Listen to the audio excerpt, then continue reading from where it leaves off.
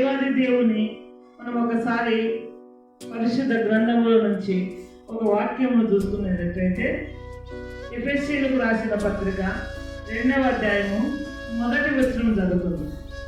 అపరాధముల చేతను మనము చచ్చిన వారమై ఉండగా దేవుడు మనల్ని బ్రతికిస్తున్నాడు.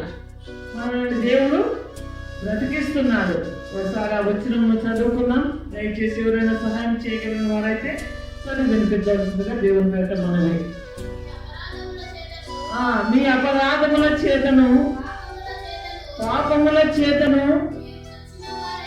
మీరు చచ్చిన వారై ఉండగా ఆయన మిమ్ములను క్రీస్తుతో కూడా బ్రతికించెను. యేసు మహారాజుకి దేవుడు మనల్ని క్రీస్తుతో కూడా, అంటే మనము చనిపోకుండా ఆయన మనల్ని బ్రతికిస్తున్నాడు. మనము బ్రతుకుట ఆయనకు మేలు. మనము బ్రతుకుట ఆయనకు మేలు కనుక ఆయన మనల్ని బ్రతికిస్తున్నాడు. ఎందుకనగా దేవుడు జీవము కలిగిన దేవుడు, ఆయన జీవాత్మ.